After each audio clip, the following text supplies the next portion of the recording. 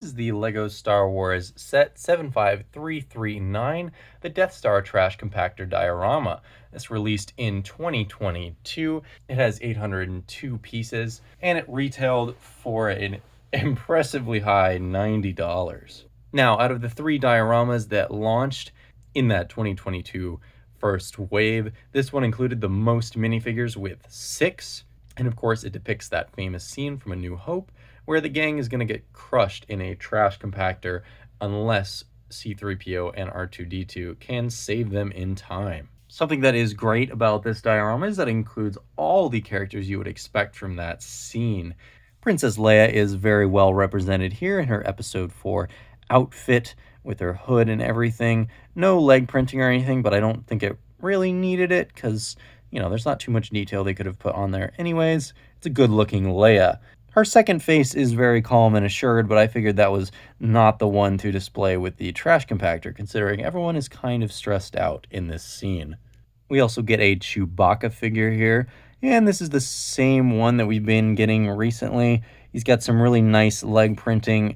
This is really great molded headpiece with so many different colors printed on there.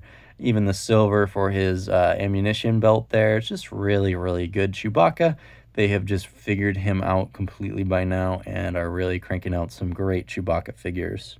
He gets the staff that we see him trying to brace the walls with in the film. Han Solo is represented in his Stormtrooper outfit here. And of course, he's got some nice Stormtrooper armor with some leg printing, everything except for the helmet, because of course he has his classic Han Solo hairpiece. A really nice hairpiece. They, used to do a sort of standard Lego minifig one for a long time. Once they finally updated it, though, to get it right, man, this just looks like Han Solo. Luke Skywalker is also obviously dressed in Stormtrooper gear here. No helmet, but everything else is present. He's got his also newer Luke hairpiece that just looks outstanding. Really nice Luke figure. It just looks exactly like the character from the scene, so great job on this one as well. It's worth pointing out, too, that this is new Stormtrooper printing for 2022. So this is different than the Stormtrooper that was included in the TIE Fighter a year prior to that. So we'll see if this ends up being the same Stormtrooper in the upcoming mech this year. I imagine it probably will be, though, considering they've redesigned the chest print somewhat. And the leg printing is now completely different to incorporate the white waist piece, similar to the way they've done it with the clone troopers lately. Something that has received mixed reviews about this set has been this back section where we see C3PO and R2D2 at a control panel trying to save our heroes. Certainly an unnecessary inclusion and not the most displayable one either. Considering there's just a lot of inverted studs here, it is a great way to show off this R2D2 with back printing, however. And if we take a look at him here, yeah, he is in R2D2, but he is probably just the best one that you're ever going to get, at least until they make even more improvements to the figure. I'm really glad that they went all out for the R2 figures in these dioramas. It just makes sense considering they're an 18 plus set that carries a slightly higher price tag than, I don't know, maybe people would want. And here is that C3PO, and again, he is a very good one. In fact, the best one that you can get outside of the UCS Luke's Landspeeder, which does feature a dual molded leg with silver on the bottom. This one, it's represented in printing. I believe the first time that has happened either. He's got arm printing, he's got great printing on his torso, his waist, his legs. Everything just looks wonderful with this C3PO.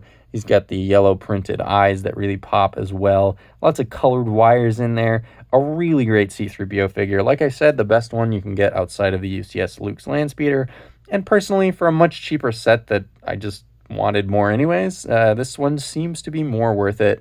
And it's nice that there is a good way to get a stellar C3PO for your collection without totally breaking the bank for a UCS set. If we remove R2 and C3PO, we can get a look at what they were standing on. It's not too much, to be honest. Just a control panel with a bunch of inverted studs and a little doorway built around it. Not the most displayable. I wouldn't really recommend anyone to display this set with the reverse side. I still think this is cool, however. It's a totally unnecessary detail. And if you're displaying your Lego collection and showing it off to somebody, it's a neat trick to be able to spin this around and say, hey, look, there's more. So for that aspect alone, I am happy for its inclusion. The front side, however, is where by far the lion's share of the cool stuff is.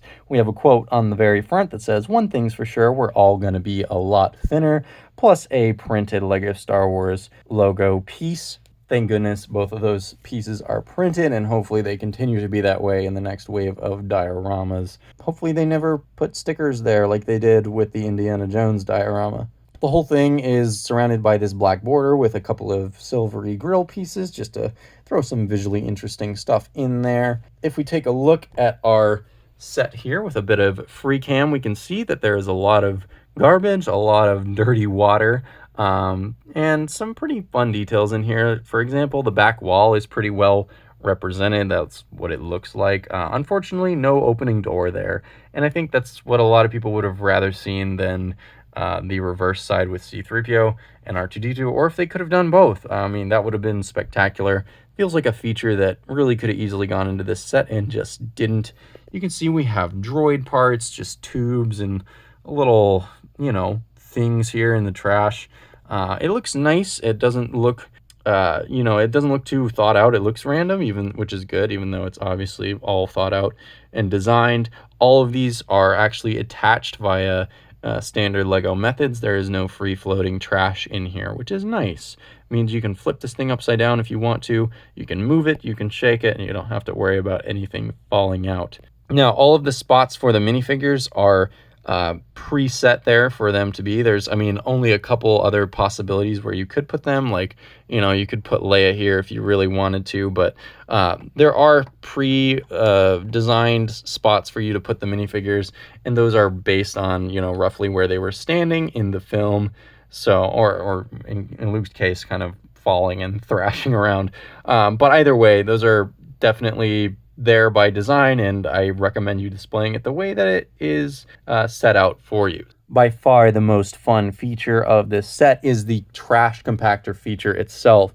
If you notice, there are a couple of brick-built handles here for both of these wall sections to actually collapse in, and if you do them both at the same time, you can get the sense that the room is compressing with our heroes trapped inside, and it gets you to about this far. That's right, everything in here is designed to fit together like a glove so that all the minifigures can fit in there. The trash fits around itself. Really well thought out and designed in advance. I love this feature. I know it kind of leaves this exposed just whatever tiles on either side, but I think it's just so fun that that's something you can do, and if you can reenact the scene if you want. It's a lot of interactive play for a diorama, and I don't think that's a bad thing personally. Even as an adult myself, I still like to play with my Lego sets. And if we kind of do this slowly, you can see all of the different things that have to fit together. There's this tube in the back that elongates as you open this thing up. And, you know, when you pull them all the way out, it looks very nice and satisfying. This is the way that I would recommend displaying it, especially because these side panels aren't much to look at on the outside. They could have done a better job tiling that off, but, you know, I feel some compromises have to be made in Lego sets, and that's probably an acceptable one, I would say.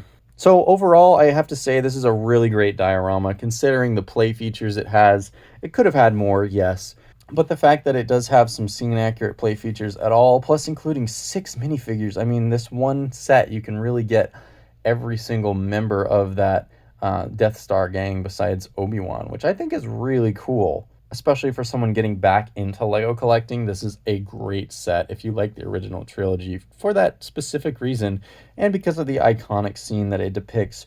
Overall, I have to give this set a hard recommend. It is a little tough for the price, but the good thing about these dioramas is that they are pretty much always 20% off somewhere.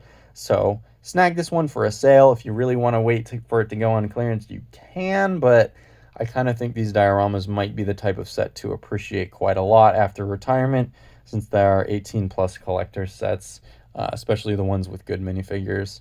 We'll just have to wait and see, but I don't recommend letting it get to that point.